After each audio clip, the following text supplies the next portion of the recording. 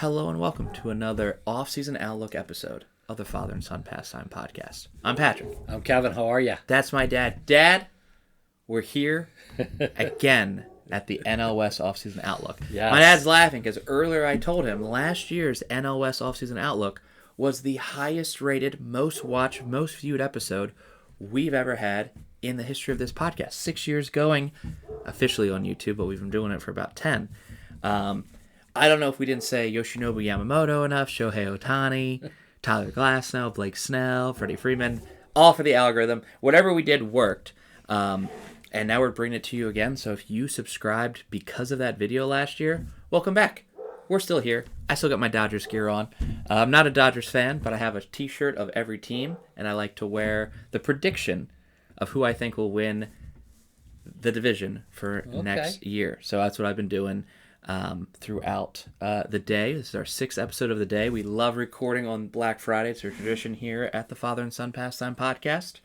And again, what we've been doing, if this is your first episode of the series, is we have been diving into each team's losses. I cover those.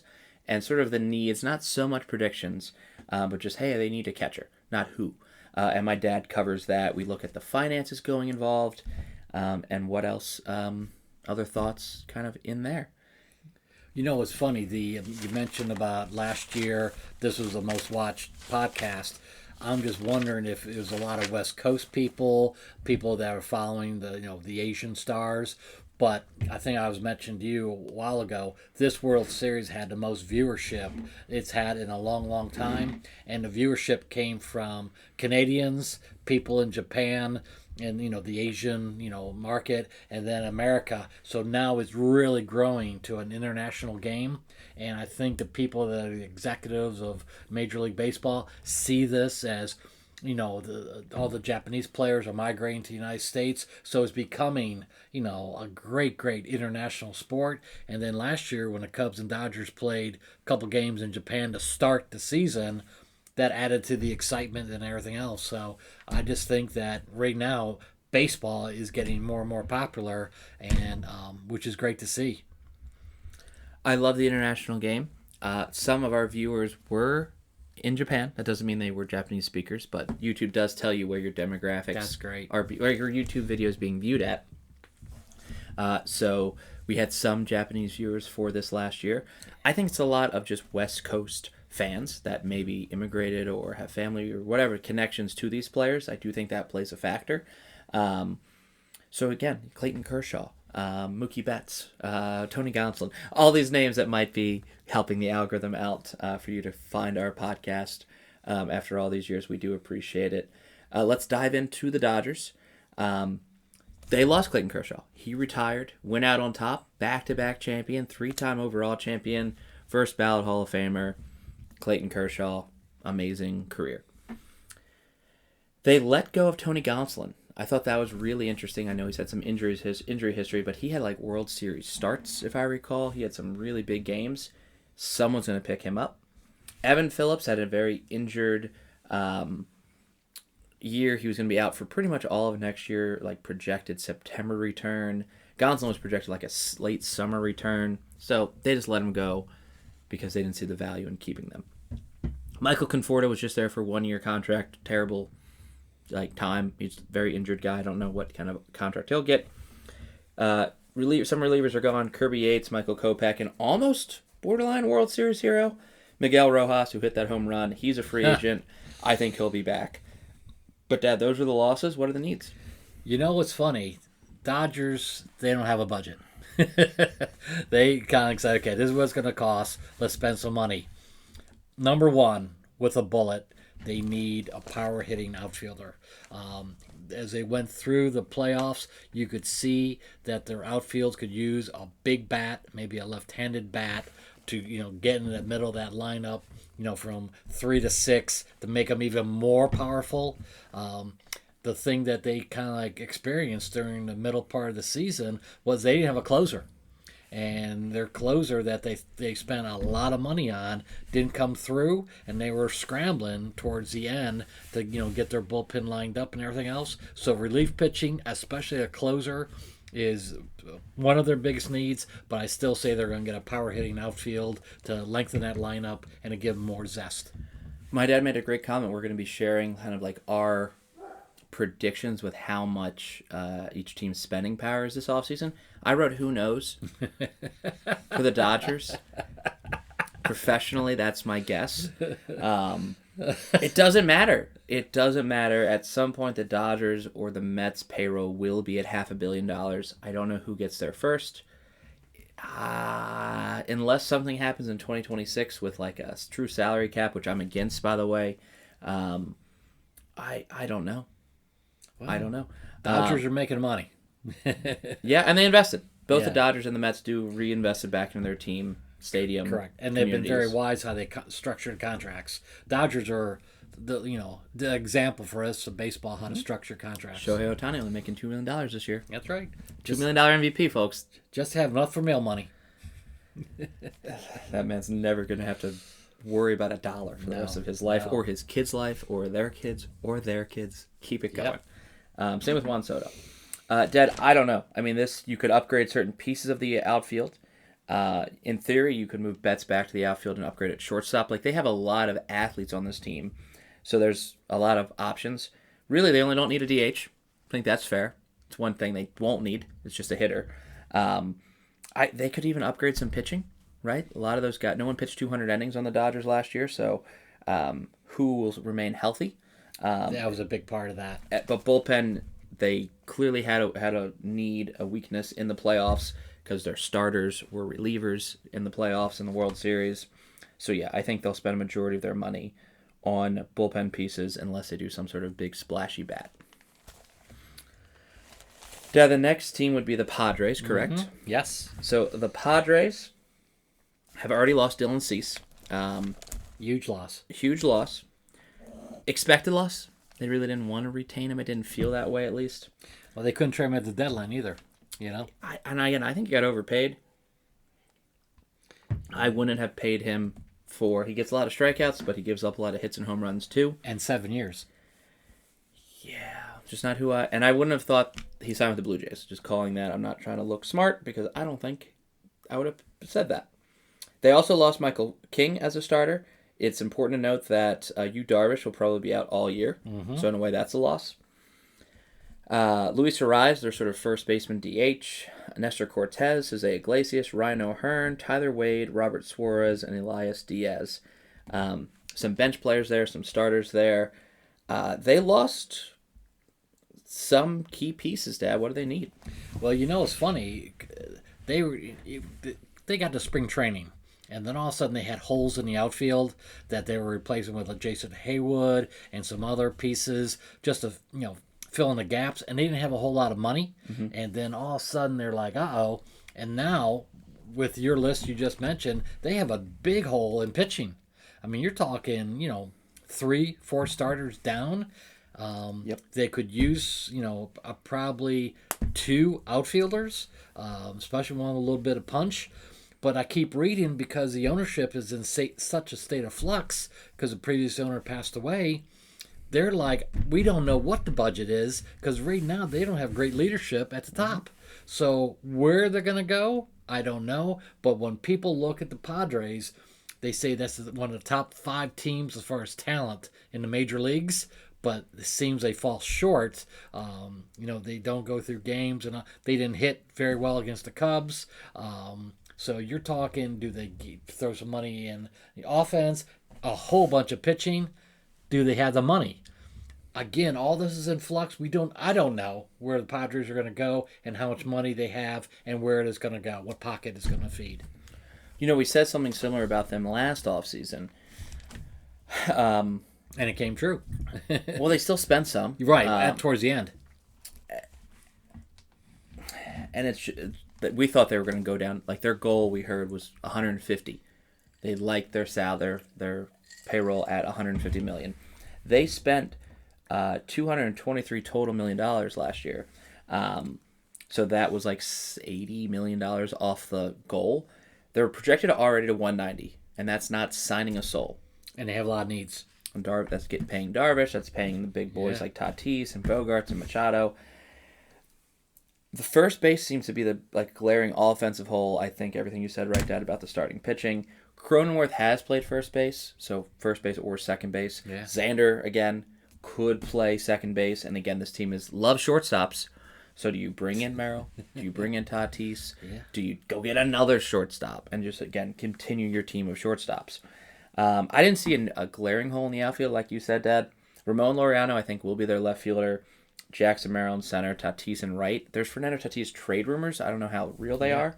But yes, pitching is Nick Pivetta, Joe Musgrove coming back from Tommy John, and Vasquez, who they got from the Yankees in that Soto trade. Mm-hmm. And then kind of a drop. So yeah, they definitely need some. They're missing Darvish, they're missing King. So hopefully they get those pieces. Otherwise, it's going to be I just don't think they're shopping at the top of the free agent class, offensively or pitching. Agreed. Yeah. When I mentioned outfielder, I probably should have said a DH outfielder, kind of a hybrid. Yeah, and we'll see how much run they give Gavin Sheets. He does feel like a Jason Haywood type of filler hole. Yeah. But yeah. Because I think Ryan O'Hearn was one of the pieces they got at the deadline that fit the DH outfielder. Mm-hmm. So that was where I was going with that. Yeah, I'm not seeing any big money splashes for the Padres. But again, they trade a lot, so keep that in mind too, folks. Yeah. Dad, I believe the next would be the Giants. Yes. Giants didn't lose much. They acquired Rafael Devers midseason. That was a very big trade. But they lost. Verlander's the biggest name. Talent-wise, he's not at that apex that he once was. So Joey Lucchesi, Andrew Neisner, Dom Smith, and Wilmer Flores. So just role players past Verlander. Dad, what do they need? Oh, and Randy Rodriguez, one of their bullpen arms, is out all year. But what do they need? Second base. Yep. And pitching. And I'm thinking the stuff you read online and everything, right now they're in the market for one of the Japanese pitchers because they like the West Coast, area, closer, in case they need to go home and all that. So I think they're marketing for, some players that played in Japan. And then bullpen was a little up and down. I think they could strengthen that as well. But right now, the glaring one for me was second base and starting pitching. Yeah, it really does drop after Webb and Ray. Then it's just Roop or Birdsong, McDonald, Weisenhunt. These are kind of like rookies, kind of largely unproven. Right. Bullpen's weak too. I saw a huge hole in right field. You got Elliot Ramos and Lee, also from, I believe, Korea, in the outfield, but no right fielder. And then Luciano, who was sort of like supposed to be the shortstop of the future, but then they got Adama, so maybe he's the second baseman. Bryce Eldridge, if you believe in that rookie as your starting opening day first baseman. I heard rumors they were trying to shop Patrick Bailey during this year too, so I don't know. And it's kind of hard to predict who the Giants will sign. I thought there's definitely Kyle Tucker rumors. I think that's a very realistic thing. But they always seem to fall short of these big targets, whether it's that Amaya, Japanese pitcher, or anyone else. They just seem to fall short with those kind of names. Your thoughts? Do they get a big name? What's so funny? I mean, a couple years ago, a lot of people didn't want to move to San Francisco just because, The J.D. Martinez saga, yeah. Right. So is it, there's a city and, the location has something to do with it? Is it playing in San Francisco where, it's a great, I've never been there, but I heard it's a great stadium. Fan base seems to be pretty good, but something's lacking about getting the superstars to go there. And then by getting, the Devers trade and all that stuff, did they put so much into that? And then is going to be the star there when thinks he's going to be a star? Or just someone that, gets 25, 30 a year, but doesn't play great defense and probably not the nicest guy in the clubhouse? So you don't know what they got with that. Boston played a whole lot better after the Devers trade. And, I love Buster Posey, loved him as a player. He's really facing some challenges as a general manager right now. San Francisco has been average. Like, if you look, I saw a stat, and I'm happy to share it in our socials or anything like that. The last 50 games, Giants were 25-25. The last 100 games, the Giants were 50-50. The last 200 games, the Giants were 100-100. The last 500 games, they're 250-250. They're staying mid-pack. Yeah. They're not making the playoffs after that one crazy year. They're not rebuilding, and they're not excelling. And that, like, middle ground territory, like, that's just limbo is Right. awful purgatory. Either go youth or go stars. But the thing is, that clearly they're not doing it. I just said their infield's Devers, Chapman, Zadamas, star, Eldridge, Luciano. Same with their pitchers, Webb, Ray. We have a Cy Young almost winner with Logan Webb. I think eventually deserves one, and then Landon Roop, Hayden Birdsong. So this is a very half in, half out team. There are $20 million right now from the distance of how they finished last year and how they start this year. I think even if they spend 40, do they fill all those holes? I don't know. So I'm a little worried with the Giants. And again, if they were to splurge on a Kyle Tucker, they can't do pitching. They can't do, bullpen arms, or they can't do the second baseman upgrade. So $40 million is $20 million over last year's budget. Either they have to go crazy and get a lot of money and face luxury tax issues, but if they stay under luxury tax, they can't compete with the Dodgers. It's a really terrible purgatory. At the beginning of the year, the Giants were in first place for a little while. I remember, and I said, "Nope, I'm calling bullshit on that." Yeah. And they were, let's say, 10 games ahead, so that means the rest of the season they were 10 games behind. So again, a very talented division. Even they spent a lot of money, are they going to beat out the Dodgers? But they have to look at it. If they want to try, they got to go all in. Mm-hmm. All right, let's look at the Arizona Diamondbacks, who had just another disappointing series. They go out and, get Corbin Burns. He gets injured. He's going to miss most of next season, too. That's a lot of money. That's just sitting and, getting healed. They end up trading Naylor and Suarez and Kelly, and I'm sure I'm missing names. They got rid of that Montgomery contract for a little bit. But they still lost some more. I'm surprised that Zach Gallen didn't get traded. He got the qualifying offer, turned it down. He obviously is not as good as he once was. That former Cy Young runner-up or third place. He's kind of more of a third, fourth starter now. But someone's going to sign him. James McCann did get re-signed with them already. That was pretty cool to see. And then just a bunch of relievers. They really don't have a lot of relievers. AJ Puck's out to almost all of next year. John Curtis is gone. Jalen Beeks is gone. And Trevor Richards is gone. Dad, what does that mean to you? What do they need? It looks like a glaring opening at first base. Yeah. And I think, as you went down the list, they need 3 starters. And probably 3 relief pitchers. They're in, they have some talent in some places, but man, as they thin the herd this year and from free agency, now they have glaring holes. So they really need to be active this offseason if they want to get back in the hunt of the head of the NL West. I'm not sure with the money situation, but the D-backs, I think, put all their money into Corbin Burns last year, thinking he was going to be a Cy Young, and then when he got hurt, you could just see the balloon just leak out. As soon as he got hurt, I took the under on the Diamondbacks. Yeah. They have 3 of the best players in the sport. Geraldo Perdomo at shortstop could be my most underrated player in the game. Yeah. I think he had a 7-WAR season. Ketel Marte always is really, really good. Clutch hitter. And then Corbin Carroll. I mean, you have 3 really great people. You have the number 1 draft pick still developing in your system. Andrew Jones' son, Drew Jones, if you remember him. Oh, yeah. So you have hitters. I think having a first baseman, I don't know if you need the biggest pop. You don't need the Pete Alonso is what I'm trying to say in Arizona. I don't think they can afford him as well, but somebody needs to play first base. And the rest of the money should go into pitching. If they want to be competitive, they're going to spend a lot of money. I don't know if they do, which is kind of scary. I think this could be very much a 1-year contract type of team. Trade at the deadline, retool with, in theory, more money next offseason. I think Gurriel's contract is off next offseason. I think Pavin Smith will be gone. I don't know when that Eduardo Rodriguez contract ends up. That's not a good signing. Remember how weird that whole saga was? Yeah.